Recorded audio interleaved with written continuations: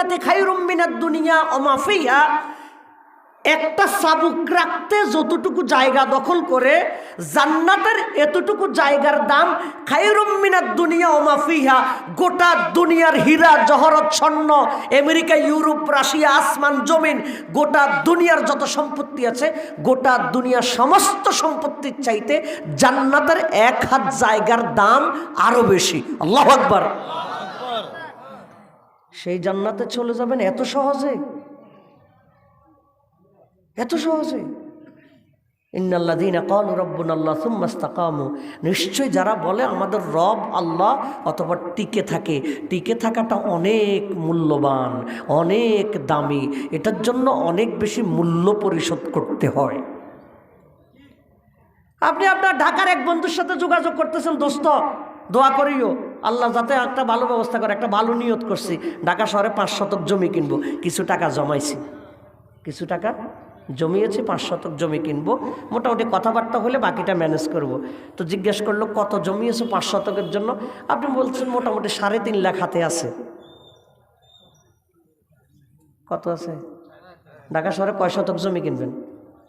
আপনারা আপনার বন্ধু কি বলবে? বলবো তুই তাড়াতাড়ি গিয়ে পাবনা ভর্তি হও।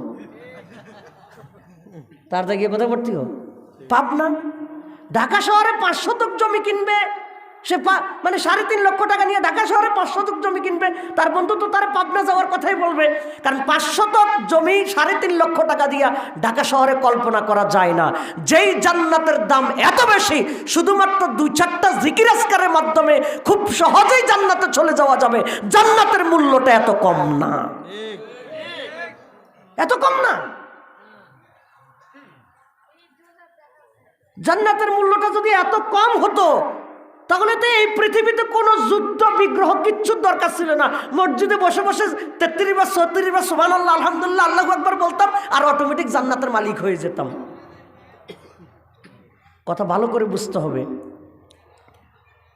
আপনি আমি যে জিকির করব এটা জান্নাতে যাওয়ার একটা কারণ, এটা আমাকে জান্নাতে নিয়ে যাবে, তবে শুধুমাত্র এই 2-4টা জিকির আমাকে জান্নাতে নিবে না, জান্নাতে যাওয়ার জন্য আমাকে আরও মূল্য পরিশোধ করতে হবে। সেই মূল্যটা কি? আমার রব আল্লাহ সুম্মা ইসতাকামু, অতঃপর এটার উপরে টিকতে হবে। আমি শেষ পর্যন্ত প্রমাণ করে দেখিয়ে দিব আমরা আল্লাহকে মুখে মুখে রব বলছি, বাস্তবে টিকার ধারে কাছেও আমরা নাই, ধারে কাছেও আমরা নাই। আমাদের উপর ফেরেশতা নাজিল হবে কেমনে? অনেক মূল্য পরিশোধ করতে হয়। আমাদের রবকে বলেন, আমাদের রবকে আল্লাহ। রব মানে কি? এদিকে দক্ষিণ না ওইদিকে বাইরে 2-1জন কারা জানে কথা বলতে, আপনাদের 2-1জন স্বেচ্ছাসেবক গিয়ে তাদেরকে আওয়াজটা কমানোর জন্য বলেন।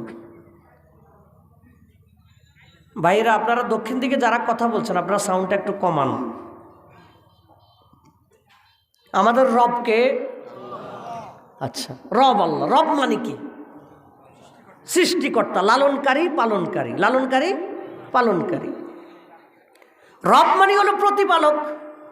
তিনি হলেন এমন এক রব, রব্বুস শামসি ওয়াল কামার, যিনি সূর্যের রব, চন্দ্রের রব, যিনি রব্বুল জিবালি ওয়াল বিহার, যিনি পাহাড়ের রব, সমুদ্রের রব, যিনি রব্বুস সামাওয়াতি ওয়াল আরদ, আকাশের রব, জমিনের রব, রব্বুল জিন্নি ওয়াল ইনস, যিনি জিনের রব, মানুষের রব, যিনি রব্বুদ দুনিয়া ওয়াল আখিরা, দুনিয়ার রব, আখিরাতের রব, যিনি রব্বুল লাইলি ওয়ান নাহার, রাতের রব, ওয়ান নাহার এবং দিনের রব। আল্লাহু আকবার। ভালো মন্দ সব তার হাতে, ভালো মন্দ তিনি যা বলেন তাই হয়, তিনি কুন বললে ফায়াকুন, সেটা হয়ে যায়। সুবহানাল্লাহ। 2 নম্বর সূরা বাকারা আয়াত নম্বর 165, ওয়া আন্নাল কুওয়াতা লিল্লাহি জামিআ, all authority belongs to Allah alone, সকল ক্ষমতার একচ্ছত্র মালিক আল্লাহ তাআলা। তিনি যা চান তাই করতে পারেন, তিনি কোন বললে ফায়াকুন সেটা হয়ে যায়, তিনি ছাড় দেন কিন্তু ছেড়ে দেন না। তিনি ছাড় দেন কিন্তু কি দেন না। তার ক্ষমতা আছে নাকি নাই? তিনি ক্ষমতা দেখান কিনা? ফেরাউনকে ডুবানোর জন্য আল্লাহ তাআলার ক্ষমতা আছে। 3000 বছর আগের ফেরাউনকে ডুবানোর ক্ষমতা আল্লাহর ছিল। এই আধুনিক যুগের ফেরাউনকে ডুবানোর ক্ষমতা কি আল্লাহর নাই? আল্লাহ দেখায় না? দেখায় কিনা আল্লাহ তাআলা? আপনারা আমরা তো অনেক অস্থির হয়ে গিয়েছি, এখানেও মানুষ থাকতে পারে। আল্লাহ আমার রব, এই নীতির উপরে তো আমরা নাই। এই যে বিগত 15 বছর পর্যন্ত আলেম ওলামাগণ কোরআন এবং হাদিস দিয়ে যখন ফেরাউনের কথা বলতো, নমরুদের কথা বলতো, বিভিন্ন জালিমদের কথা বলতো, আমাদের অনেকের মনে মনে খটকা লাগতো, হুজুররা তো কত আশার বাণী আমাদেরকে শোনায়, কোনো আশার লক্ষণ তো আমরা দেখি না। আল্লাহ তাআলার কাছে ক্ষমতা আছে নাকি নাই? আল্লাহ তাআলা ছাড় দেন কিন্তু ছেড়ে দেন না। দুইটার পার্থক্য আছে কিনা? ছাড় দেন কিন্তু ছেড়ে দেন না। আল্লাহ তাআলা যখন কাউকে ধরেন তখন এমনভাবে ধরেন তখন আর নাম নিশানা থাকে না। আল্লাহ রাব্বুল আলামিন পবিত্র কোরআনের 11 নম্বর সূরা হুদের 102 নম্বর আয়াতে বলেছেন, ওয়াকাযালিকা আখযু রাব্বিকা ইযা আখাযাল কুরা ওয়া হিয়া যালিমাতুন ইন্না আখযাহু আলীমুন শাদীদ। আল্লাহ তাআলা বলেন, আর এভাবেই তোমার রব ধরে থাকেন। আর তোমার রব যখন কোনো জালিমকে ধরে থাকেন তার ধরাটা অনেক কঠিন হয়ে থাকে। যিনি ধরেন তিনি কে? আল্লাহ। তিনি আমাদের রব। ধরতে পারেন কিনা তিনি? দেখেন না আপনারা কিছু আলামত কিছু দেখেন না আল্লাহ ধরেন কিনা? আল্লাহ তাআলা যখন ধরেন তখন খাবার দাবার রান্না বান্না হয়, কিন্তু খাবার দাবারের টাইম পাওয়া যায় না। খাবারের জায়গায় খাবার থাকে, পালিয়ে যাওয়া লাগে। ক্ষমতা কার হাতে? কিন্তু দুনিয়ার মানুষেরা এটা ভুলে যায়। দুনিয়ার মানুষেরা ধম্ব করে রব হলো আল্লাহ, কিন্তু 79 নম্বর সূরা নাজিয়াতে 24 নম্বর আয়াতে আল্লাহ তাআলা বলেছেন, ফেরাউন বলতেছে আনা রব্বুকুমুল আলা, আমি তো তোমাদের সবচেয়ে বড় রব। বলে নাউজুবিল্লাহ। ফেরাউন কি মানুষের রব হতে পারে? রবকে আল্লাহ। আমরা রবের প্রতি খুশি থাকব। রবের প্রতি আমরা কি থাকব? খুশি থাকব। রাসূল কারীম সাল্লাল্লাহু আলাইহি ওয়াসাল্লাম বলেছেন, যাকা তা'মাল ঈমানে মান রাদিয়া বিল্লাহি রাব্বা ওয়া বিল ইসলামি দীনা ওয়া বি মুহাম্মাদিন রাসূলা। রাসূল কারীম সাল্লাল্লাহু আলাইহি ওয়াসাল্লাম বলেছেন, যেই ব্যক্তি আল্লাহকে রব হিসাবে পেয়ে খুশি, ইসলামকে নিজের জীবন ব্যবস্থা হিসাবে পেয়ে খুশি, মুহাম্মদ সাল্লাল্লাহু আলাইহি ওয়াসাল্লামকে নিজের রাসূল হিসাবে পেয়ে খুশি, আল্লাহ রাসূল বলেন যাকা তা'মাল ঈমান, সেই ঈমানের স্বাদ লাভ করেছে। সুবহানাল্লাহ। ঈমানের স্বাদ লাভ করেছে। আমাদের রবকে আল্লাহ। আমাদের রবকে আল্লাহ। যারা আল্লাহকে রব বলে তারা আল্লাহর পথ থেকে সরে যায় না। যাদের হৃদয়ে আছে আল্লাহর ভয়, তারা কবু পথ ভুলে যায় না। তাদের পথ একটাই, তাদের পথ একটাই। সেই পথটা কি? 6 নম্বর সূরা আনাম আয়াত নম্বর 162, কুল ইন্না সলাতি ওয়া নুসুকি ওয়া মাহইয়ায়া ওয়া মামাতি লিল্লাহি রাব্বিল আলামিন। সে verily my salat, my sacrifice, my living, my dying are all for Allah, the Lord of whole world। বলো আমার নামাজ, আমার কোরবানি, আমার বেঁচে থাকা, আমার মরে যাওয়া সব কিছু বিশ্বজাহানের রব আল্লাহর জন্য। সুবহানাল্লাহ। সূর্যের আলোকে দেয়, চন্দ্রকে দেয়। সুস্থতা অসুস্থতার ক্ষমতা কার হাতে? আল্লাহর হাতে। আল্লাহ রাব্বুল আলামিন পবিত্র কোরআনের ৭৪ নম্বর সূরা মুদ্দাসসিরের ১, ২, ৩ নম্বর আয়াতে বলেছেন, ইয়া আইয়ুহাল মুদ্দাসসির কুম ফাআনযির ওয়া রাব্বাকা ফাকাব্বির। মনোযোগ দেন, আয়াতটা খেয়াল করেন। ইয়া আইয়ুহাল মুদ্দাসসির কুম ফাআনযির ওয়া রাব্বাকা ফাকাব্বির। ও ইউর ব্লাফটেন garments arise and warn and magnify your Lord. জেগে উঠো, সাবধান করো। ওয়া রাব্বাকা ফাকাব্বির, এবং তোমার রবের নামে তাকবীর দাও। সুবহানাল্লাহ। রবের নামে কি দাও? রবের নামে কি দাও? তাকবীর। আমাদের রবকে, আমাদের তাকবীর কি? আল্লাহু আকবার। বলেন আমাদের তাকবীর কি? সবাই দিতে পারবেন? লিল্লাহি তাকবীর। আমাদের তাকবীর কি? এটার উপরে টিকতে হবে। এখন একটু যোগ বিয়োগ করে আমরা এটার উপরে টিকি কিনা? একজন সন্তান জন্মগ্রহণ করার পরে তার কানে আল্লাহু আকবার ধ্বনিতে আজান দেয়া হয়। আমরা যখন সালাত আদায় করি তাকবীর তাহরিমে আল্লাহু আকবারের মাধ্যমে আমরা শুরু করি। রুকু সিজদাতে আপ এন্ড ডাউন করার সময় উঠতে নামতে আমরা আল্লাহু আকবার ধ্বনি উচ্চারণ করি। সালাত শেষ করে আমরা আল্লাহু আকবার ধ্বনি উচ্চারণ করি। জানাজার নামাজের মধ্যে আল্লাহু আকবার তাকবীর আছে, পশু জবাই করার সময় আল্লাহু আকবার তাকবীর আছে, আজানের ক্ষেত্রে, ইকামতের ক্ষেত্রে, বাচ্চার কানে আজান দেওয়ার ক্ষেত্রে, নামাজের তাকবীরের ক্ষেত্রে, পশু জবাই করার ক্ষেত্রে আল্লাহু আকবার বলার ক্ষেত্রে, এগুলোতে একটাতেও আপত্তি করে না এমন মুসলমান কিন্তু এই দেশে লক্ষ লক্ষ নামাজি, রোজাদার, হাজি মুসলমান আছে যারা নারাই তাকবীর আল্লাহু আকবার স্লোগান শুনলে সেটাকে জঙ্গি, মৌলবাদী, রাজাকার বলে গালি দেয়। দেয় কিনা? আজানে আল্লাহু আকবার যে আল্লাহর দেয়া হয়, রাজপথে যখন নারাই তাকবীর আল্লাহু আকবার দেয়া হয়, তিনি কি ভিন্ন আল্লাহ নাকি একই আল্লাহ?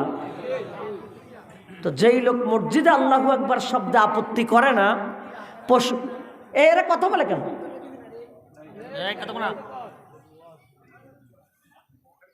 চতুর্দিকে শুধু কথা শোনা যাচ্ছে।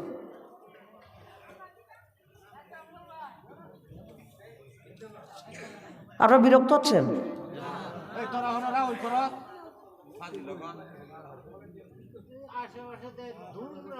ঠিক আছে, আর বলবে না। আপনারা একটু দেন, সতর্ক থাকেন যারা দায়িত্বশীল যারা আছেন। শুধুমাত্র টাইম পাস করার জন্য কথা বলে তো লাভ নাই। আমরা একটা কিছু তো এখান থেকে শিক্ষা নিতে হবে। শিক্ষা নিতে হবে কিনা? আল্লাহ তাআলা বলেন ওয়ারাব্বাকা ফাকাব্বির, তোমার রবের নামে তাকবীর দাও, তোমার রবের বড়ত্ব ঘোষণা করো। ঘোষণাটা কার? আল্লাহর। এখন নামাজে যে এই লোক আল্লাহু আকবার আপত্তি করে না, আজানে আপত্তি করে না, জানাজার নামাজে আপত্তি করে না, কিন্তু পশু জবাই করার ক্ষেত্রে আপত্তি করে না, কিন্তু রাজপথে নারাই তাকবীর আল্লাহু আকবার স্লোগান শুনলে যে আপত্তি করে, সে যত নামাজি হোক, সে যত রোজাদার হোক, যত বড় হাজী সাহেব হোক, সে রবের নীতির উপরে টিকতে পারে নাই। আমাদের রবকে কয় ক্ষেত্রে? জীবনের সকল রাজপথে আমরা নারাই তাকবীর আল্লাহু আকবার স্লোগান দিতে পারবো ইনশাআল্লাহ। একটু নিজেকে প্রশ্ন করেন তো দেখি, এখন আপনি আমি যেই পথে চলি সেই পথে কি নারাই তাকবীর আল্লাহু আকবারের স্লোগান আছে? অনেকের নাই, অনেকের নাই। আপনি 500 মানুষের মিছিলে যাচ্ছেন, 500 মানুষ সবাই মুসলমান, সেখানে 50-60 জন বড় দাড়িওয়ালা মানুষ, কমপক্ষে 50-60 জন আসরের নামাজ জামাতের সাথে আদায় করেছে। আদায় করার পরে তিনি মিছিল দিচ্ছেন, যেই মসজিদে গিয়ে তিনি আল্লাহু আকবার বলে নামাজ শুরু করলেন, নামাজ শেষ করে যিনি আল্লাহু আকবার বললেন, আজান এবং একামতে যিনি আল্লাহু আকবার শুনলেন, রুকু সেজদায় যিনি আল্লাহু আকবার শুনলেন, সেই লোকটাই নামাজের বাহিরে এসে আল্লাহর স্লোগান না দিয়া সে স্লোগান দিচ্ছে অমুকের সৈনিক এক হও, লড়াই করো। বলে কিনা? আপনি জান্নাতে চলে যাবেন? এত সস্তা জান্নাত? ইন্নাল্লাযীনা ক্বালু রাব্বুনাল্লাহু সুম্মা ইসতাকামু, নিশ্চয় যারা বলে আমার রব আল্লাহ অতঃপর এটার উপরে টিকে থাকে, এই টিকে থাকাটা তো সহজ না। এই টিকে থাকাটা কি না সহজ না। ধরেন 500 জনের মধ্যে সবাই একজনও সেখানে নারাই তাকবীর আল্লাহু আকবার স্লোগান দেয় না, স্লোগানের উচ্চারণও দেয় না, স্লোগান কেউ তোলেও না। ধরেন 500 জনের মধ্যে হঠাৎ করে একজন হঠাৎ করে বলা শুরু করলো নারাই তাকবীর আল্লাহু আকবার। যেই 500 জনের একজন নারাই তাকবীর আল্লাহু আকবার বলা শুরু করলো, সেই লোক হিন্দু নাকি মুসলিম? মুসলিম। সে কি? কথা বলেন, সে কি? যেই দলের লোকে অমুকের সৈনিক এক হও, লড়াই করে বলে একসাথ হয়, সেই 500 জনের মধ্যে একজন যখন নারাই তাকবীর আল্লাহু আকবারের স্লোগান দিল, তখন বাকি 499 জন তার দিকে এমন ভঙ্গিতে তাকায় মনে হয় যেন সে এইমাত্র কোনো জঙ্গল থেকে এখানে এসেছে। মানে কি বলে বললো, আমাদের মিছিলে এই মৌলবাদী কেমনে ঢুকলো? আমাদের এই জায়গায় তো নারাই তাকবীর আসার কথা না। নারাই তাকবীর তো আসবে হুজুরদের থেকে, নারাই তাকবীর তো আসে যারা কোরআনের শাসন কায়েম করতে চায় তাদের থেকে। আমাদের এখান থেকে তো নারাই তাকবীর আসার কথা না। আমার এখান থেকে আসার কথা তো অমুকের সৈনিক এক হও। যেই ব্যক্তি অমুকের সৈনিক এক হও এই স্লোগানে অভ্যস্ত হয়ে গেছেন, তিনি জান্নাতের আশা করতে পারেন না। না, আপনি ভালো করে কোরআন বুঝতে হবে। কোনোটাতে সন্দেহ হলে আপনি আয়াত নাম্বার লিখে নেন, বাড়িতে গিয়ে আপনি তাফসির পড়ে দেখেন। এটা এত সোজা জিনিস না তো। একজন গরিব মানুষের মেয়ে, গায়ের রং কালো, উচ্চতায় খাটো, চেহারা খুব বেশি ভালো না, মেধাতেও খুব দুর্বল, লেখাপড়া মেট্রিক ফেল, এমন একটা মেয়েকে বিয়ে করা যত সহজ, একজন কোটিপতির রূপসী মেয়েকে বিয়ে করা কি এত সহজ? আপনার কাছে জান্নাতটা কি মনে হয়? এত হালকা জিনিস, এত সস্তা জিনিস? আল্লাহ রাব্বুল আলামিন পবিত্র কোরআনের 28 নম্বর সূরা কাসাসের 83 নম্বর আয়াতে বলেছেন, তিলকাদ দারুল আখিরাতু নাজআলুহা লিল্লাযিনা লা ইউরিদুনা উলুওয়ান ফিল আরদি ওয়ালা ফাসাদা। আল্লাহ তাআলা বলেন, জান্নাতের এই ঘর আমি তাদের জন্য তৈরি করে রেখেছি যারা দুনিয়াতে বড় কিছু হতে চায় না। সুবহানাল্লাহ। আর আপনার সব চাওয়া পাওয়া হলো দুনিয়া নিয়ে। আপনার আমার সব চাওয়া পাওয়া হলো দুনিয়া নিয়ে। আপনার আমার সব চাওয়া পাওয়া হলো দুনিয়া নিয়ে। আল্লাহকে নিয়ে কাজ করতে হবে, এটা তো আমার চিন্তা ভাবনার মধ্যে নেই, আমার পরিকল্পনার মধ্যে নেই। যেই ব্যক্তি আল্লাহকে রব বলে, ইন্নাল্লাযীনা ক্বালু রাব্বুনাল্লাহ সুম্মা ইসতাকামু, যেই ব্যক্তি আল্লাহকে রব বলে, সেই ব্যক্তি দৈনিক, যেই ব্যক্তি নামাজ পড়ে, কমপক্ষে দৈনিক 70 রাকাত ফরজে সে 70 বার তেলাওয়াত করে আলহামদুলিল্লাহি রাব্বিল আলামিন। কমপক্ষে কয়বার? 17 বার। কত রাকাতে? 17 রাকাত ফরজে। অর্থ কি? সমস্ত প্রশংসা বিশ্বজহানের রব আল্লাহর জন্য।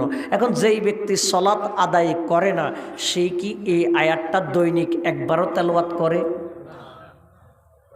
যেই ব্যক্তি এই আয়াতটা তেলাওয়াত করে না, সে মুখে মুখে আল্লাহকে যতই রব বলুক, অন্তত নামাজের মাধ্যমে সে আল্লাহকে রব এটা প্রমাণ করতে পারে নাই।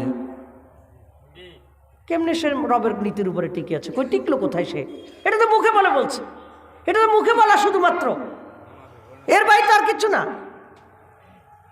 যেই ব্যক্তি সালাত আদায় করে, সেই ব্যক্তি রুকুতে গিয়ে আল্লাহকে ঘোষণা দেয়, মাথাটাকে ঝুঁকিয়ে, মাথাটাকে পায়ের দিকে তাকিয়ে থেকে সে আল্লাহকে ঘোষণা দেয়, সুবহান রব্বিয়াল আযীম, আমার মহান রবের পবিত্রতা আমি ঘোষণা করছি।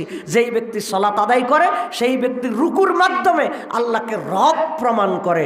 যেই ব্যক্তি সালাত আদায় করে না, সে রুকু দেয় না। যে রুকু দেয় না, সে এই তাসবিহ পাঠ করে না। যে এই তাসবিহ পাঠ করে না, সে মুখে মুখে আল্লাহকে রব বলেছে। রবের নীতির উপরে সে টিকতে পারে নাই, তার উপরে ফেরেশতা নাজিল হওয়ার কোনো কারণ নাই, জান্নাতে যাওয়ার কোনো সম্ভাবনা তার নাই। এত সোজা। মামুর বাড়ির আবদার মানে জান্নাতে চলে যাবে। কথা বুঝতেছেন কিনা? ওই যে বললাম 3.5 লাখ টাকা দিয়ে আপনি ঢাকা শহরে 5 শতক জমি কিনবেন। আবু হুরায়রা রাদিয়াল্লাহু তাআলা আনহু যখন মৃত্যু শয্যায় শায়িত, আবু হুরায়রা রাদিয়াল্লাহু তাআলা আনহু তখন কাঁদতেছেন, কেঁদে কেঁদে বলতেছেন, সফর অনেক লম্বা, প্রস্তুতি খুব কম। সুবহানাল্লাহ। রাসূল সাল্লাল্লাহু আলাইহি ওয়াসাল্লামের সাহাবীগণের মধ্যে সবচেয়ে বেশি হাদিস বর্ণনা করেছেন আবু হুরায়রা রাদিয়াল্লাহু তাআলা। 5374টা হাদিস এককভাবে বর্ণনা করেছেন।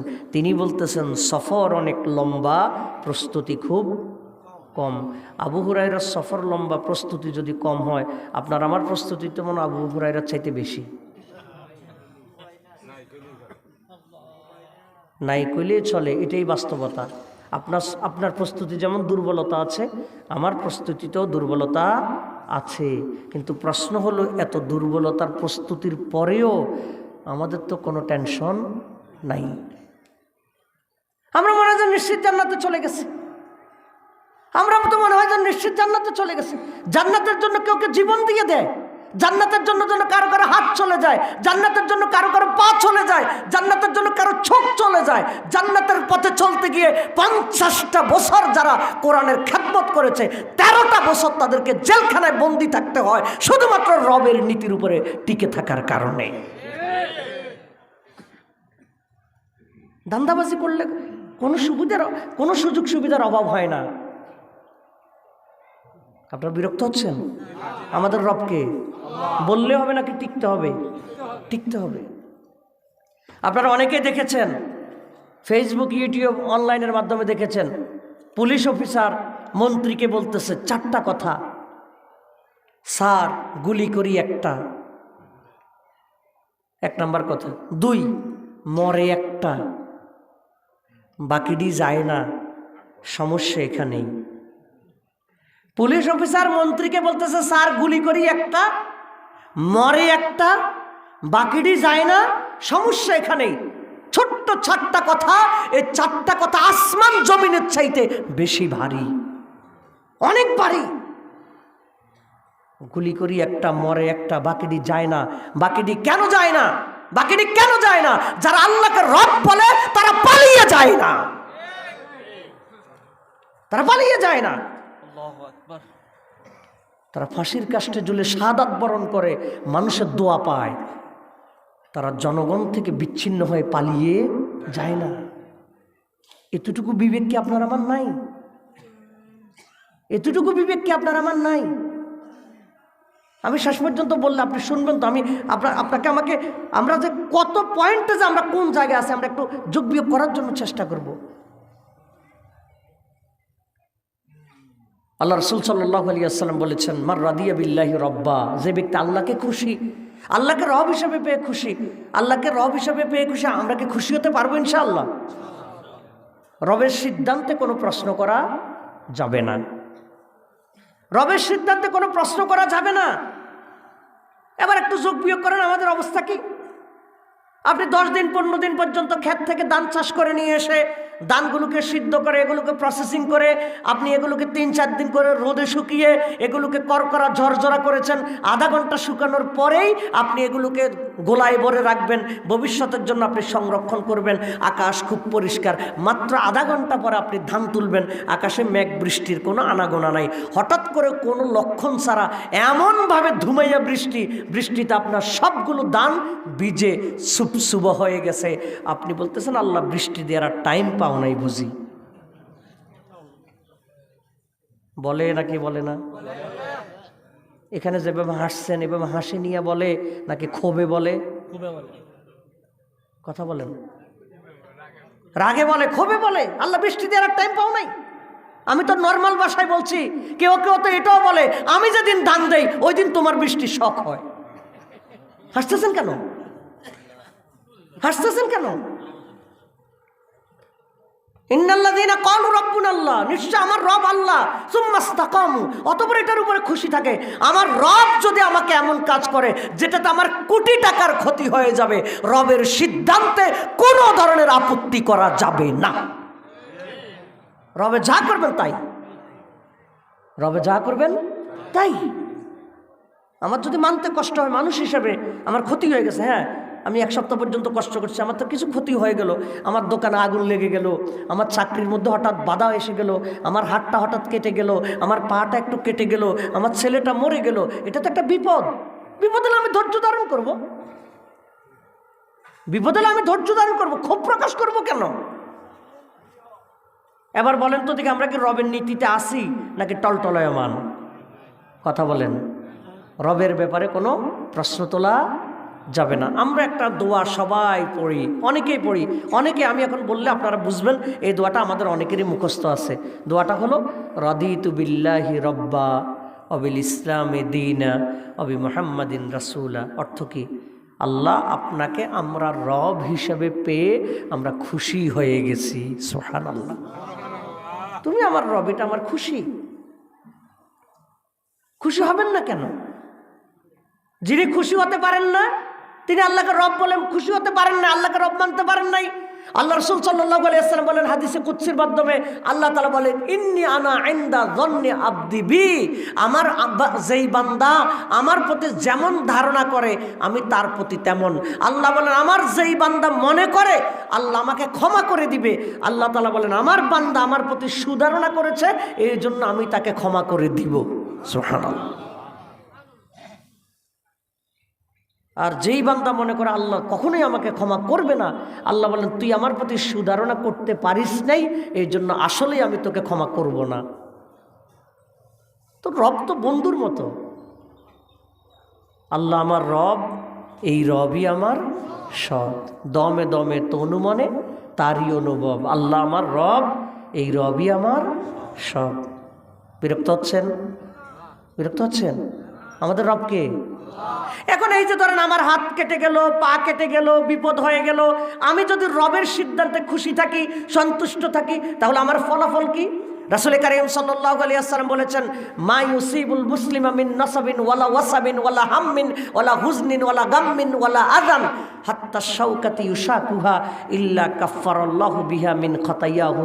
ইমানদার ব্যক্তির দুঃখ, কষ্ট, দুশ্চিন্তা, এমনকি ইমানদার ব্যক্তির পায়ে যদি একটা কাঁটাও যদি আটকায়, এর বিনিময়ে আল্লাহ তাআলা মুমিনের গুনাহ মাফ করে দেয়। সুবহানাল্লাহ।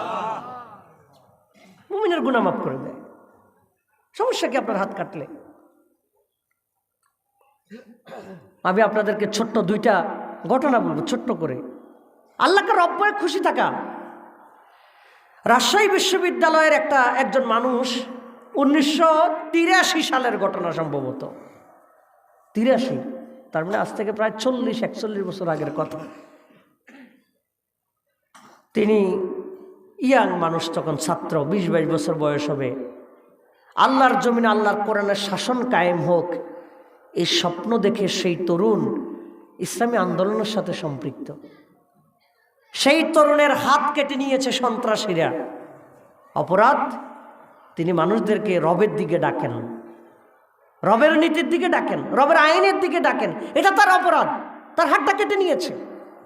সাংবাদিকরা জিজ্ঞেস করলো, আপনার এই হাতটা যে কাটা গেল, আপনার প্রতিক্রিয়া কি, আপনার মন্তব্য কি, আপনি এটা কেমন অনুভব করছেন? সেই মানুষটা এখনো জীবিত আছে, বাড়ি হলো সাতক্ষীরা। তিনি বলছেন, আমার জন্য আফসোস, আমি চেয়েছিলাম গোটা জীবনটা দিতে,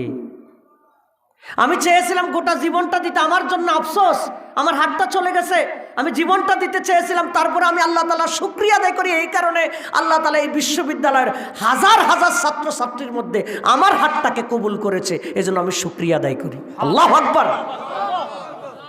ইন্নাল্লাযীনা ক্বালু রাব্বুনাল্লাহ সুম্মা ইসতাকামু। আল্লাহ আমার রব, আল্লাহর পথে চলতে গিয়ে আমার হাত চলে গেছে, আপত্তি কিসের আবার? আমি দুই হাত তুললে আমি আল্লাহর সাথে যে মুনাজাত করব, আমার মুনাজাতটা যতটা হৃদয় নাড়বে, যেই ব্যক্তির একটা হাত আল্লাহর জন্য চলে গেছে, সে যখন তার একটা হাত আল্লাহর দিকে তুলবে, আমার দোয়া তার দোয়া কি এক সমান হবে? কি মনে হয় আপনার কাছে? আমার দোয়া তার দোয়া তো জীবনে এক সমান হবে না। আমি তো দুই হাত তুলে আমি তো বলবো, আল্লাহ আমার দুইটা হাতে ভালো আছে, আমার তো হৃদয়টা কাঁদবে না। কিন্তু সেই লোকটা তো হাত তোলার সময় দেখবে বাকি হাজার মানুষ সবাই দুইটা হাত তুলছে, সে একটা হাত তুলে বলবে, আল্লাহ বাকি হাজার মানুষের দুইটা হাত তুলেছে, আমি কেন একটা হাত তুললাম? আল্লাহ আমার একটা হাত কেন নাই? সেটা তো শুধুমাত্র তোমার জন্য। সুবহানাল্লাহ। আপনি কি মনে করেন এই দেশে যে ইসলাম, এখনো যে ইসলাম, মানুষদেরকে যে ইসলামের কথা বলা হচ্ছে, ইসলামের পথে আছে, এত বাধা বিপত্তির পরেও মানুষের প্রতি যে একটা ইসলামের অনুরাগ আছে, ভালোবাসা আছে, এগুলি এমনি বিগত 15 বছরে এই দেশে সবচেয়ে সেরা সেরা আলেমদের হাতে পায়ে রশি লাগানো হয়েছে, ডান্ডা বেরি লাগানো হয়েছে। কার গায়ে লাগাই নেই? কোন আলেম মুক্ত ছিল? মুফতি আমিনী রাহিমাহুল্লাহর মতো মানুষকে গৃহবন্দী অবস্থায় রেখেছে। মৃত্যুর আগে প্রায় 1-1.5 বছর তাকে কোথাও যেতে দিত না। তিনি তার ও মাদ্রাসা অফিসেই থাকা লাগতো। চতুর্দিকে সারাক্ষণ পুলিশ দিয়ে ব্যারিকেড। সেই ব্যারিকেড অবস্থায় মুফতি আমিনী রাহিমাহুল্লাহ মৃত্যুবরণ করেছেন। আল্লামা মামুনুল হক সাহেবের মতো মানুষকে, জাতির শ্রেষ্ঠ সন্তান, এই জাতীয় মানুষদেরকে একটা ষড়যন্ত্র করে হোটেলের মধ্যে, কত জঘন্য কথা। তিনি নাকি অন্য মহিলা নিয়ে নাকি হোটেলে গিয়েছেন। নাউজুবিল্লাহ মিন যালিক। কিছু কিছু শয়তান এগুলো চায়ের দোকানে বসে আবার এগুলো বিশ্বাসও করে। আছে নাকি নাই? কেমনে সম্ভব? কিভাবে পাবেন এগুলো? রফিকুল ইসলাম মাদানী একটা ছোট্ট মানুষ, বয়স সব মিলে 27-28 বছর হবে, উচ্চতা অনেক খাটো মানুষ। সেই মানুষটার হাতে পায়ের মধ্যে ডান্ডা বেরি লাগানো হয়েছে, কি পরিমাণ কষ্ট দেওয়া হয়েছে। আল্লামা দেলোয়ার হোসেন সাইদি সাহেবের মতো মানুষকে দীর্ঘ 13টা বছর জেলখানায় থেকে অবশেষে জেল অবস্থায় তাকে মৃত্যুবরণ করতে হয়েছে। ইন্নাল্লাযীনা ক্বালু রাব্বুনাল্লাহ সুম্মা ইসতাকামু, অতঃপর এটার উপরে টিকে থাকে। আমরা কি টিকে থাকতে রাজি আছি ইনশাআল্লাহ? আমরা কি ভয় পাবো ইনশাআল্লাহ? আমরা ভয় পাবো না। আমাদের জীবন কে দিয়েছেন? আমরা কার সিদ্ধান্তে খুশি থাকবো? আল্লাহ যা করবেন তাতেই আমরা আলহামদুলিল্লাহ। বিরক্ত হচ্ছেন? 1983 সালের 11ই মে, এর কিছুদিন আগে ভারতের হাইকোর্টে কোরআনের বিরুদ্ধে একটা রায় দিয়েছে। ভারতে হাইকোর্টে একটা আইন করা হয়েছে, ভারতে কোরআন চলবে না। বলেন নাউজুবিল্লাহ। কত সালে? 1983 সালে। কত সালে? 83 সালে। সেই অন্যায়ের আদেশের প্রতিবাদে বাংলাদেশের বিভিন্ন জায়গায় বিভিন্ন মানুষ প্রতিবাদ করেছে। প্রতিবাদের একটা পর্যায়ে চাঁপাইনবাবগঞ্জে, বাংলাদেশের উত্তর পশ্চিমে চাঁপাইনবাবগঞ্জ, সেখানে ৬-৭ জন কোরআন প্রেমিক মানুষ মারা গেছেন, শহীদ হয়েছেন অন্যায়ের প্রতিবাদ করতে গিয়ে। ৮ম শ্রেণীর একজন ছাত্র ছিল, বয়স্ক মানুষ ছিল, একজন রিক্সাওয়ালা ভাই ছিল। বলেন আল্লাহু আকবার। কি ছিল? রিক্সাওয়ালা। কোরআনের ইজ্জত রক্ষায় প্রতিবাদ করতে গিয়ে শহীদ হয়ে গেছেন। ইন্নাল্লাযীনা ক্বালু রাব্বুনাল্লাহ, যারা বলে আমার রব আল্লাহ সুম্মা ইসতাকামু, অতঃপর এটার উপরে টিকে থাকে, রবের নীতির উপরে টিকে থাকার ঘটনা শুনলে আপনি আমি নিজেকে লজ্জা পাওয়া উচিত, আরেকটু চিন্তা ভাবনা করা উচিত। আমরা কোথায় থাকা উচিত, আছি কোথায়? ওই রিক্সাওয়ালা ভাই শহীদ হয়ে যাওয়ার পরে তার স্ত্রী বিধবা হয়ে গেছেন, স্বামী শহীদ, অভাবে আছেন, সংসার দেখভাল করার মতো কোনো ব্যবস্থা নাই। এলাকার আলেম ওলামারা, ইসলামী নেতৃবৃন্দু যারা আছে, তারা পারিবারিকভাবে কিছু সাহায্য সহযোগিতা করেছেন। তাকে বলছেন যে আপনি যদি রাজি থাকেন আপনাকে আমরা ভালো কোথাও বিবাহের ব্যবস্থা করে দিব। তার স্বামী ছিলেন একজন মাত্র রিক্সাওয়ালা, অত বেশি লেখাপড়া ছিল না, কিন্তু এখন তিনি যেহেতু শহীদের স্ত্রী, একটা দিনের জন্য জীবন দিয়েছেন, ভালো ভালো ফ্যামিলি থেকে, শিক্ষিত ফ্যামিলি থেকে শিক্ষিত মানুষজন, অর্থওয়ালা মানুষ তাকে বিবাহের প্রস্তাব দিয়েছে। তিনি একটা, দুইটা, তিনটা প্রস্তাব ফিরিয়ে দেন। পরবর্তীতে দায়িত্বশীল যারা, তারা একটু মনে মনে কষ্ট পাচ্ছিল যে যেই প্রস্তাবে আনা হয় তিনি সেই প্রস্তাবটাকেই নাকচ করে দেন। একটা পর্যায়ে তিনি দায়িত্বশীলদেরকে বলছেন, আপনারা যতবার আমার কাছে প্রস্তাব নিয়ে আসছেন আমি বারবার আপনাদের প্রস্তাবটাকে ফিরিয়ে দিচ্ছি, আপনারা হয়তো এটা খারাপ দৃষ্টিতে নিতে পারেন, তবে আমি আপনাদেরকে আজকে একটা কথা জানিয়ে দেই, আপনারা আল্লাহর ওয়াস্তে আমার কাছে আর কোনো প্রস্তাব আনবেন না। আমি যদি আপনাদের কারো প্রস্তাবে আবদ্ধ হয়ে যদি নতুন কারোর সাথে যদি বিবাহ বন্ধনে আবদ্ধ হই, তাহলে আমি সাধারণ একজন মানুষের স্ত্রী হিসেবে দুনিয়া থেকে বিদায় নিব।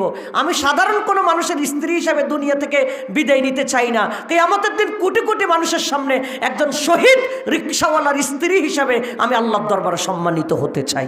আল্লাহু আকবার। শহীদ রিকশাওয়ালার স্ত্রী। আমার স্বামী রিকশাওয়ালা, সমস্যা নাই, কিন্তু আমার স্বামীর অনেক বড় পরিচয় হলো আমার স্বামী কোরআনের জন্য শহীদ হয়েছে। ইন্নাল্লাযীনা ক্বালু রাব্বুনাল্লাহ সুম্মা ইসতাকামু। আমি শুরুতে বলছিলাম it is easy to say but difficult to do. বলা সহজ, করা কঠিন। টিকতে হবে। একজন মহিলা সাহাবী, পুরুষ সাহাবী বাইরে ছিলেন, বাড়িতে আসলেন, এসে স্ত্রীকে জিজ্ঞেস করেন সন্তান কেমন আছে। স্বাভাবিকভাবে পুরুষরা যা করে বাড়িতে এসে সারাদিনের খোঁজখবর স্ত্রীদের থেকে নেয়, সন্তান খাবার খেয়েছে কিনা, ঠিকঠাকভাবে ঘুমিয়েছে কিনা, কোনো ঝামেলা আছে কিনা খোঁজ নেয় না? আমরা তো এরকমই খোঁজ নেই। তাহলে সারাদিন আপনি বাইরে আছেন, গিয়া খোঁজ নিলেন। স্বামী রাতে এসে স্ত্রীকে জিজ্ঞেস করলেন সন্তান কেমন আছে। স্ত্রী বললেন যে সন্তান নিরাপদে ঘুমিয়ে আছে, নিরাপদে ঘুমিয়ে আছে। স্বামী স্ত্রী একসাথে রাতে খাবার খেলেন, একসাথে রাতে থাকলেন। হঠাৎ করে রাতের মাঝখানে স্ত্রী তার স্বামীকে জিজ্ঞেস করছে, স্বামী আমি আপনার কাছ থেকে একটা মাসালা জানতে চাই। কি মাসালা? এ রাতের মাঝখানে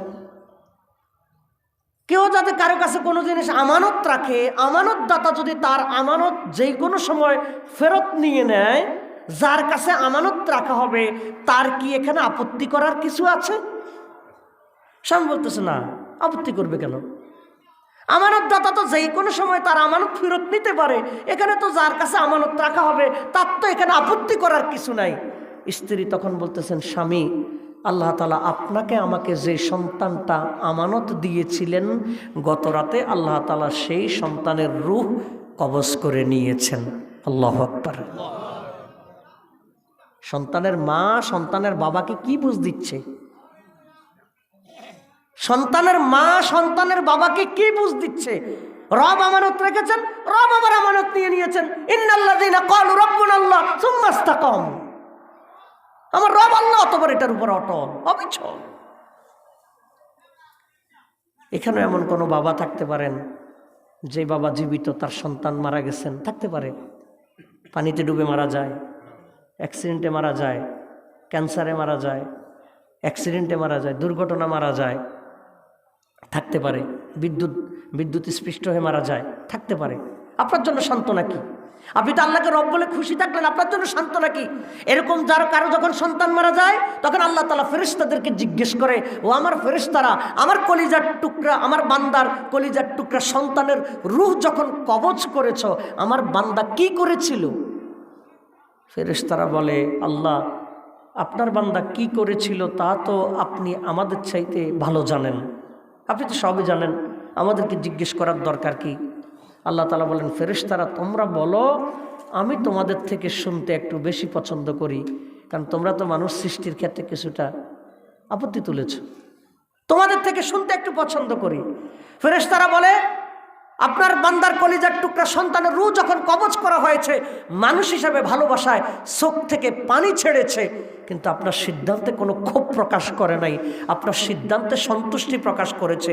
তখন আল্লাহ তাআলা আরশে আজিম থেকে বলেন, আমার ফেরেশতারা যার আদরের টুকরা সন্তানের রূহ কবজ করার পরও আমার প্রতি ক্ষোভ প্রকাশ না করে আমার প্রতি সন্তুষ্ট প্রকাশ করেছে, শুকরিয়া আদায় করেছে, তার জন্য জান্নাতের মধ্যে বাইতুল হামদ নামে একটা শুকরিয়ার বালাখানা তার জন্য বানিয়ে দাও। আল্লাহু আকবার। যারা রবকে ভয় পায়, যারা রবকে ঘোষণা করে, তাদের ভয়ের কোনো কারণ নাই। আল্লাহকে যারা বেসেছে ভালো, দুঃখ কি আর তাদের থাকতে পারে? হতাশা কি আর তাদের থাকতে পারে? পারে না, তাদের থাকতে পারে না।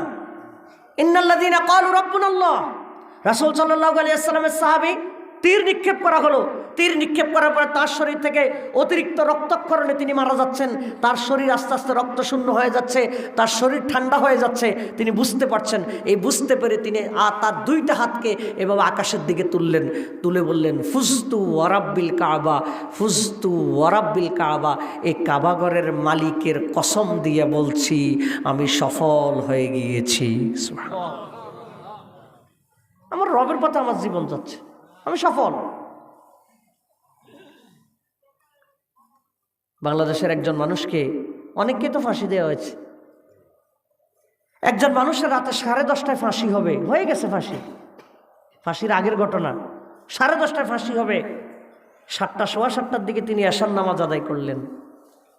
এশার নামাজ আদায় করে তিনি জেলখানার কারারক্ষীদেরকে বলতেছেন, ফাঁসির তো এখনো 2.5-3 ঘন্টা সময় বাকি আছে, তোমরা যদি আমাকে একটু অনুমতি দাও, কোনো ঝামেলা যদি না থাকে তাহলে আমি একটু ঘুমাবো, তোমরা যদি আমাকে অনুমতি দাও, তোমাদের আইন অনুযায়ী কোনো জটিলতা যদি না হয় তাহলে আমাকে 9টা 9:30টার দিকে জাগিয়ে দিও। যখন কারারক্ষীরা বলতেছে 9টা 9:30টার দিকে গেলাম, আধা ঘন্টা 1 ঘন্টা পরে যেই লোকের ফাঁসি হবে আমরা গিয়ে দেখলাম সে নাক ডেকে ঘুমাচ্ছে। কিভাবে সম্ভব? কেমনে সম্ভব? ও মুসলমান, একটু বিবেক বুদ্ধিটাকে চিন্তা করবেন না? আল্লাহ, আমরা যে আল্লাহকে রব বলতেছি, আমরা যে সিজদা গিয়ে আল্লাহকে রব বলতেছি, আমরা যে রুকুতে গিয়ে আল্লাহকে রব বলতেছি, আসলে রবের সাথে আমাদের সম্পর্কটা কেমন হওয়া উচিত একটু চিন্তা করবেন না? আধা ঘন্টা 1 ঘন্টা পরে যেই লোকের ফাঁসি হবে সেই লোক কিভাবে নাক ডেকে ঘুমায়, এটা তাদের দ্বারাই সম্ভব যারা আমাদের রব আল্লাহ এটা বলে, অতঃপর এটার উপর অবিচল থাকে, এটা তাদের দ্বারাই সম্ভব। 500 টাকা দিলে একদিকে, 1000 টাকা দিলে আরেক দিকে, 1500 টাকা দিলে আরেক দিকে কচু পাতার পানির মতো চুবিয়ে রাখা হবে। তোলার পরে কচু পাতার মধ্যে কোনো পানি নেই। এইরকম যারা টলটলয়মান থাকে তাদের পক্ষে এই জাতীয় চ্যালেঞ্জ মোকাবেলা করা কখনো সম্ভব না। তারা টাকার গোলাম, তারা অনেকে টাকার গোলাম। ওই যে আমাদের এলাকায় একটা কথা বলে, একজন লোকে বলছে ওই যে এখানে ক্ষেতের মধ্যে তোমরা সবাই ধানের চারা লাগিয়ে দাও, তোমাদের প্রত্যেককে 500 টাকা করে দেওয়া হবে। সবাই ধানের চারা লাগালো 500 টাকা করে, সকাল 10টা থেকে 12টা পর্যন্ত লাগালো। বিকাল 4টায় এসে দেখেছে যেই লোকেরা 12টা পর্যন্ত ধানের চারা লাগিয়েছে সেই লোকেরা বিকাল 4টার দিকে আবার ধানের চারা তোলা শুরু করছে। তো যেই লোক সকালবেলা 500 টাকা করে দিয়ে লাগিয়েছে সেই লোকে বলতেছে তোমরা নিজেরা লাগাইলা, সকালবেলা তোমাদেরকে 500 করে টাকা দিলাম, এই নিজেদের লাগানো জিনিসটা একটু মায়াও লাগলো না, তোমরা তুলে ফেলতেছো। সে বলতেছে মায়া আর অমায়ার কি আছে, 500 টাকা করে দিয়েছেন এই জন্য লাগিয়ে দিয়েছি। এখন একজন 1000 টাকা করে দিছে বলছে উঠাই দেওয়ার জন্য, আপনি আবার 1500 দেন আবার লাগাই দেব। এটা একটা উদাহরণ হলো আমাদের সমাজের অনেকের চরিত্রটা এরকম। আমাদের সমাজের চরিত্রটা অনেকের এরকম। 500 টাকার বিনিময়ে 100 টাকার বিনিময়ে শুধুমাত্র দুনিয়ার সামান্য সুযোগ সুবিধা পাওয়ার জন্য চোর বাটপার গুন্ডাদের পিছনে ঘোরাঘুরি করে। আছে নাকি নাই? কয় টাকার জন্য? এখানে কে আছেন মাসে 50,000 টাকা বেতনে চাকরি করে? কে আছে? একজনও নাই, আমি যতটুকু মনে করি। আছে? মনে হয় না, একজনেরও নাই। মাসে 50,000 টাকা বেতনের চাকরি এখানে একজনেরও নাই, আমি যতটুকু মনে করি। 1-2 জন থাকতেও পারেন। মাসে 50,000 টাকা করে, ভালো করে বুঝুন, রব, আমার রবকে দেখেন। মাসে 50,000 টাকা করে যদি আপনি বেতন পান, যদি এখানে কেউ পান না আমি মনে করি, মাসে 50,000 টাকা করে যদি বেতন পান, আপনি 1 বছর চাকরি করলে আপনার বেতন হবে 6 লাখ। কত লাখ? আমার যোগ ঠিক আছে তো? মাসে 50,000 হলে বছরে কয় লাখ? একটা মানুষ সর্বোচ্চ 40 বছর পর্যন্ত চাকরি করে, সর্বোচ্চ 30 বছর 25 বছরে চাকরি করে। 30 বছর পর্যন্ত যদি আপনি বছরে 6 লাখ টাকা করে ইনকাম করেন, আপনার 30 বছরে ইনকাম হবে টোটাল মাত্র 1,80,00,000। কত? কত বছরে? কত বছরে? কত? 30 বছরে কত টাকা হবে? আমি যদি বলি আপনি কি আপনার একটা চোখ বিক্রি করবেন 1,80,00,000 টাকায়? করবেন?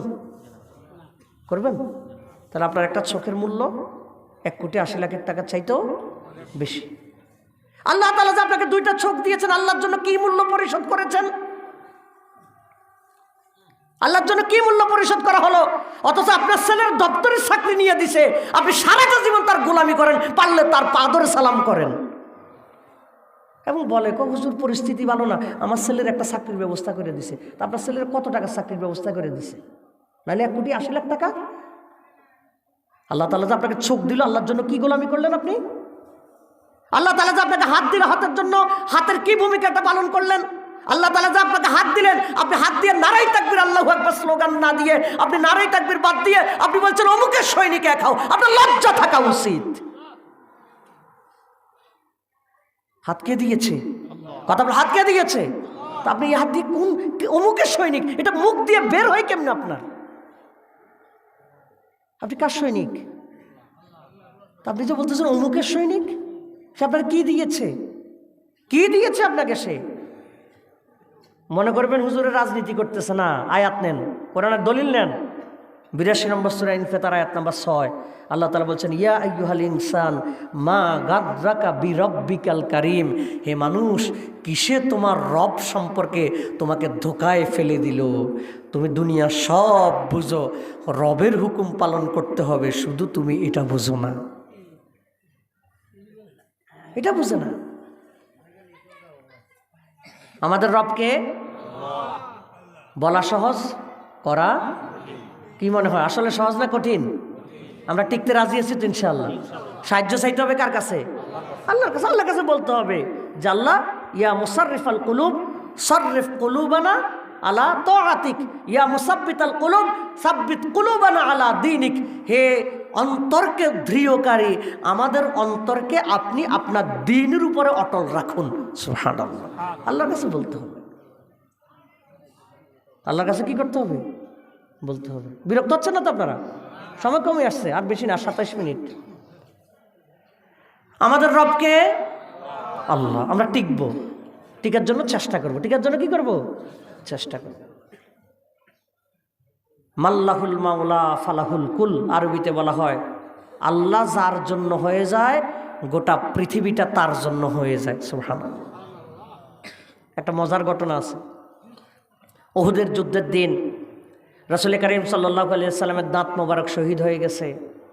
রাসূল সাল্লাল্লাহু আলাইহি সাল্লামের মাথার ভিতরে হেলমেট ভেঙে, মাথার ভিতরে হেলমেট ঢুকে গেছে, লোহার হেলমেট। দীর্ঘ 3 ঘন্টা 3.5 ঘন্টার মতো রাসূল সাল্লাল্লাহু আলাইহি সাল্লাম বেহুশ। আবু সুফিয়ান রাদিয়াল্লাহু তাআলা আনহু তখনও ইসলাম গ্রহণ করেন নাই। কাফেরদের পক্ষে উহুদের অপর প্রান্ত থেকে ডাকতেছে, ওমর আছে। ওমর রাদিয়াল্লাহু তাআলা জবাব দেন না, ক্লান্ত, পরিশ্রান্ত, আক্রান্ত, জবাব দিচ্ছেন না।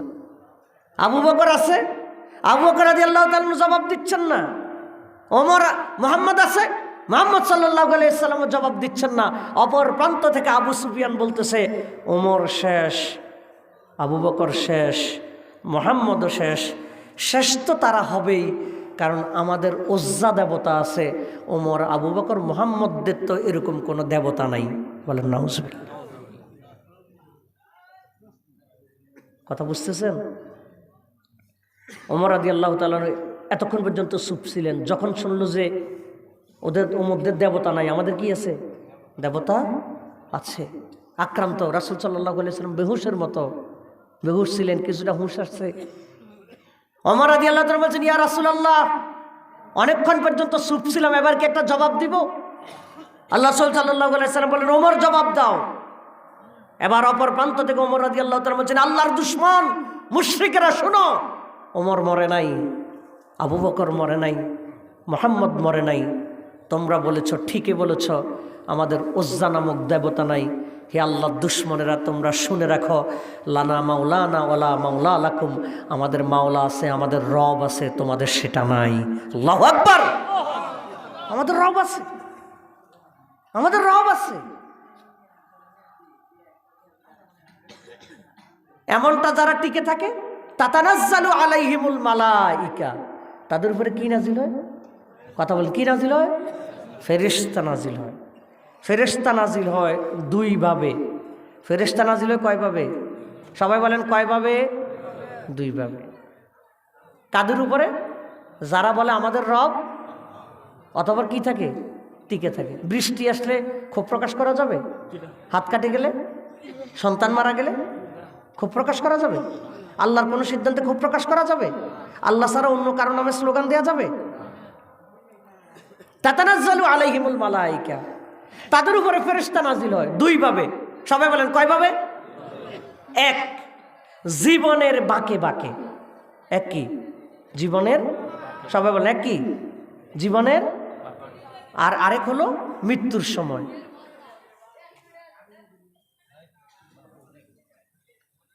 ফেরেশতারা কয় ভাবে নাজিল হয়? জবাব দেন, আমি শেষ পর্যায়ে চলে আসতেছি। ফেরেশতারা কয় ভাবে নাজিল হয়? একভাবে কি? জীবনের বাঁকে বাঁকে। আরেক ভাগ হলো মৃত্যুর সময়। জীবনের বাঁকে বাঁকে।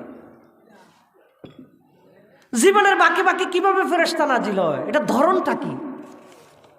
আপনি একটা সরকারি অফিসে চাকরি করেন, 10 লক্ষ টাকার একটা ঘুষের কাজ এসেছে। আপনার অফিসে 10 জন কর্মকর্তা আছে, সবাই যদি সই না দেয় এই টাকাটা অনুমোদনযোগ্য হবে না, টাকাটা অবৈধ। 9 জনে সই দিয়ে দিয়েছে, আপনি সই দিচ্ছেন না। কেন দিচ্ছেন না? কারণ আপনি হিসাব হলো, আমি আল্লাহকে রব বলেছি, রবের নীতিরে আমি অটল থাকবো, আমি কোনো ধরনের অন্যায়ের সাথে আপোষ করব না। বাকি 9 জনে বলতেছে তুমি টাকা নেওয়ার দরকার নাই, তুমি শুধু সাইন করে দাও, প্রয়োজনে বাকি 1 লাখ আমরা 9 জনে ভাগ করে নিব। বাকি 1 লাখ আমরা 9 জনে, তুমি শুধু কি করে দাও। তো তিনি বলতেছেন টাকা নেয়া না নেয়া তো এটা ভিন্ন কথা, সাইন দিলে তো বুঝে আমি টাকা নিছি। আপনাকে বলা হলো সাইন দেওয়ার জন্য, আপনি চিন্তা করছেন আমি যদি এই সাইনটা দেই একটা নিরপরাধ মানুষের 5 বছরের অযথা জেল হয়ে যেতে পারে, এখন আমি সাইনটা দিব না। আপনি চিন্তা করছেন আমি যদি এই সাইনটা দিয়ে দেয় একটা নিরপরাধ মানুষের ফাঁসি হয়ে যেতে পারে অন্যায়ভাবে, আমি এই সাইনটা দিব না। আপনাকে বলা হলো আগামী কালকের মধ্যে যদি সাইন না দেয়া হয় গুম হওয়ার জন্য প্রস্তুতি নাও, রাঙ্গামাটি, খাগড়াছড়ি, বান্দরবান ট্রান্সফার হওয়ার জন্য প্রস্তুতি নাও। আপনি একটা বিপাকে পড়ে গেছেন, একটা টেনশনে পড়ে গেছেন, কি করব? সাইন দিব নাকি বিপদ মোকাবেলা করব? সাইন দিব নাকি বিপদ মোকাবেলা করব? সাইন দিলে অপরাধ করা লাগবে, আর সাইন না দিলে বিপদ মোকাবেলা করা লাগবে। জীবনের ঝুঁকি আছে, রাঙ্গামাটি, খাগড়াছড়ি, বান্দরবান ট্রান্সফার করে দিবে, একটা হয়রানির মধ্যে পড়তে হবে। আপনি অফিস থেকে বাসায় আসছেন, আস্তে আস্তে আপনার মুখের বারবার ভিতরে শুধু জপতেছে, আল্লাহ যে কোনোভাবে হোক তুমি আমারে উদ্ধার করো। আপনার ভিতরে একটা জল্পনা।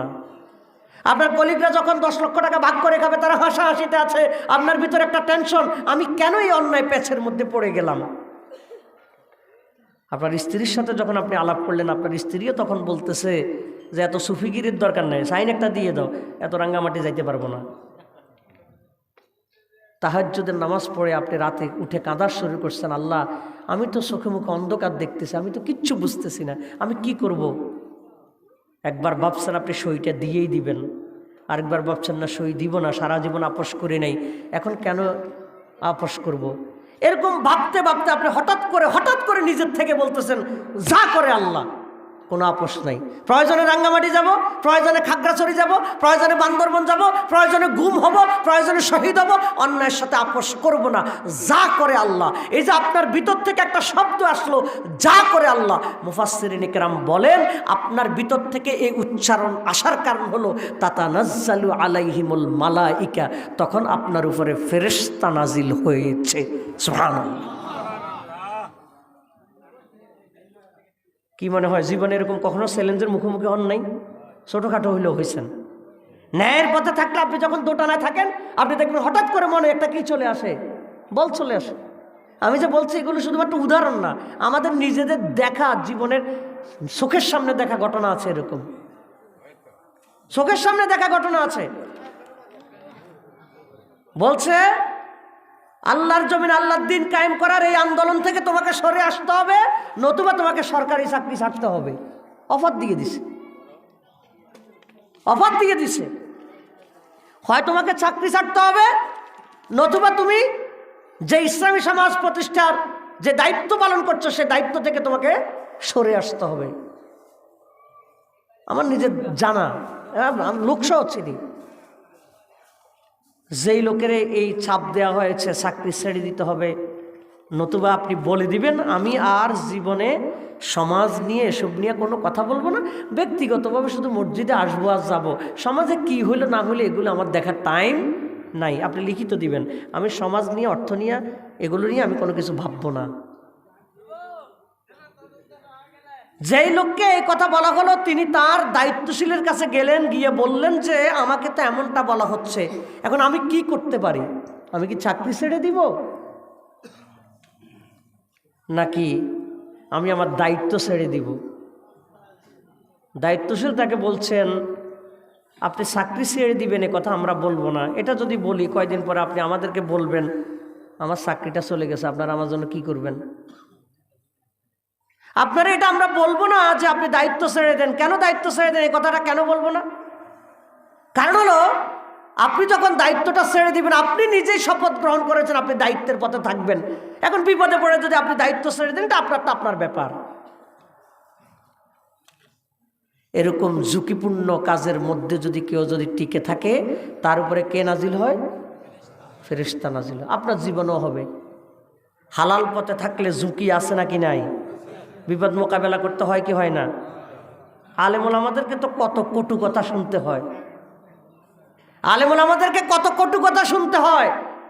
সূরা ফাতিহা যে লোকে শুদ্ধ করে পড়তে পারে না, সেই লোক চা দোকানে বসে বসে ফতুয়া দেয়, হুজুররা ধর্ম ব্যবসা করে,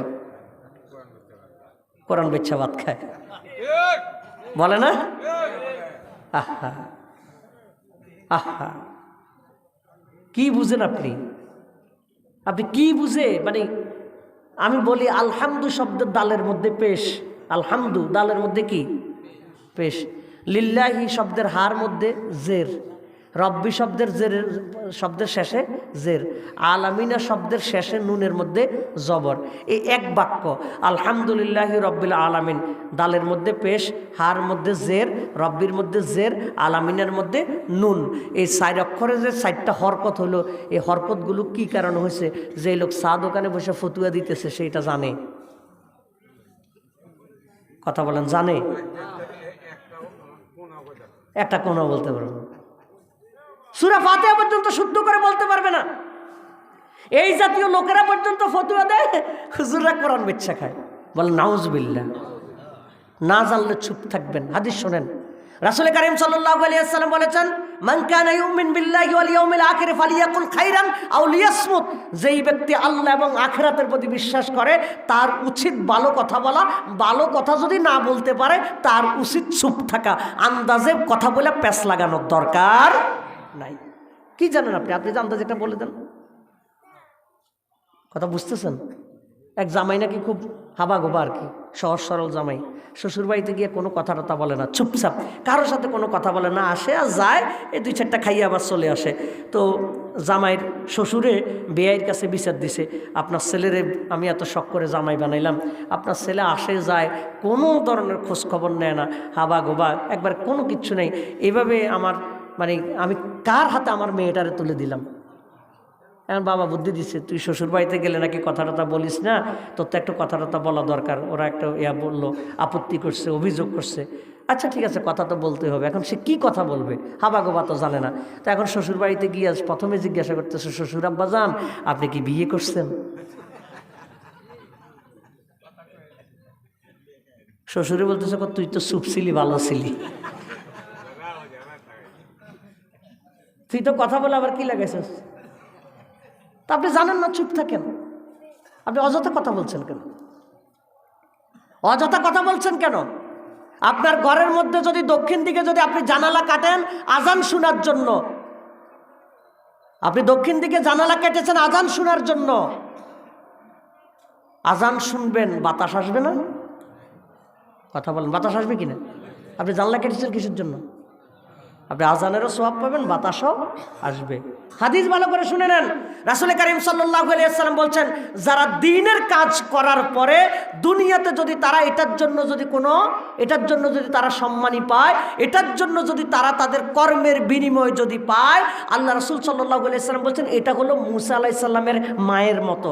হাদিস ভালো করে শুনে নেন, মূসা আলাইহিস সালামের মায়ের মতো। জানেন তো ঘটনা? জানেন না? আচ্ছা, মূসা আলাইহিস সালামের মায়ের ঘটনাটা শুনলে বুঝবেন।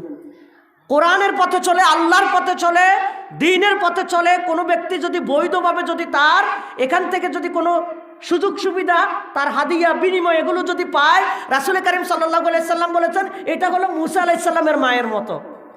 কার মতো? এখন মূসা আলাইহিস সালামের মায়ের ঘটনাটা একটু শুনেন। মূসা আলাইহিস সালামের মা তো ওই যে ফেরাউন ঘোষণা করছে কোনো সন্তান জন্মগ্রহণ করলে কি করতে হবে?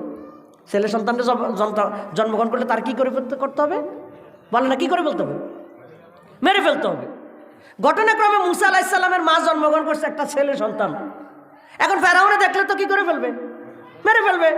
আল্লাহর হুকুম অনুযায়ী আল্লাহ তাআলা 28 নম্বর সূরা কাসাসের মধ্যে উল্লেখ করেছেন, মূসা আলাইহিস সালামের মায়ের ভিতরে আল্লাহ তাআলা মনের ভিতরে একটা জিনিস ঢুকাই দিছে, একটা কাঠের সিন্দুকের ভিতরে মূসা আলাইহিস সালামের বাচ্চারে বসাইয়া, সিন্দুকটারে সিস্টেম করে বসাইয়া এটার নদীর মধ্যে ছেড়ে দিয়েছে। সুবহানাল্লাহ।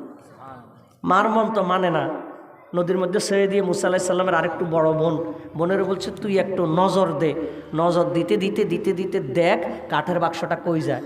তো নদীর পার দিয়ে যেতে যেতে যেতে যেতে মানে কয় যে যেখানে বাঘের বয়স সেখানে রাত হয়, ওই যে কাঠের বাক্সটা গিয়ে থামছে ফেরাউনের ঘাটে। জানো তো ঘটনা? হাদিসটা বোঝানোর জন্য বলছি। ফেরাউনের ঘাটে গিয়ে থামছে। ফেরাউনের ঘাটে গিয়ে থামার পরে এখন সব কন্যা ছেলে সন্তানদেরকে হত্যা করে ফেলে। এই সন্তানটা নেওয়ার পরে তাদের কাছে ভালো লাগছে, আসিয়া আলাইহিস সালামের কাছে ভালো লাগছে, ফেরাউনও দেখাইছে। ফেরাউন বলছে যা, অন্যদের জন্য আইন অন্যরকম হলো, আমি যেহেতু রাজা আমার জন্য আইন একটু ব্যতিক্রম। শয়তান তো, মানে সবার জন্য একরকম আইন, আমার জন্য আরেক রকম আইন। ফেরাউনে এখন এটা নিছে, নেওয়ার পরে গোটা এলাকার মধ্যে একটা হইচই হয়ে গেছে, রাজদরবারে একটা শিশু বাচ্চা পাওয়া গেছে। এখন শিশু বাচ্চারা তো দুধ খাওয়াইতে হবে। কি খাওয়াইতে হবে? দুধ খাওয়া যাবে। কারণ যারে দুধ মানে যে মহিলার থেকে দুধ দেয় ওই মহিলা দুধ খায় না, অমুকেরে দেয় তমুকেরে দেয়, কারো থেকে এই বাচ্চা দুধ খায় না। ওই যে মুসা আলাইহিস সালামের বোন যে হাঁটতে হাঁটতে দর্শক হিসাবে একটা ঘটনা করছে, রাজার বাড়িতে গেছে। রাজার বাড়িতে গিয়ে মুসা আলাইহিস সালামের বোনে বলতেছে, অমুক গ্রামে একটা মহিলা আছে, আপনারা ওই মহিলার দুধটা টেস্ট করে দেখতে পারেন, হয়তো খাইতেও পারে। কথা বুঝতেছেন? কথা বুঝতেছেন? এখন ফেরাউন তো বাচ্চাটারে বাঁচাইতে হবে, বাঁচানোর জন্য খুঁজতে খুঁজতে মহিলার কাছে গেছে। ওই মহিলাকে মুসা আলাইহিস সালামের মা। এখন মুসা আলাইহিস সালামের মা রে ফেরাউন বলতেছে, তুমি কষ্ট করে দুধ খাওয়া, তোমারে আমরা বেতন দিব। তোমারে আমরা কি দিব? হাদিস, তোমাকে আমরা বেতন দিব। আল্লাহ রাসূল সাল্লাল্লাহু আলাইহি ওয়াসাল্লাম বলছেন, আল্লাহর পথে থেকে যদি কেউ যদি দুনিয়ার কোনো সম্মান যদি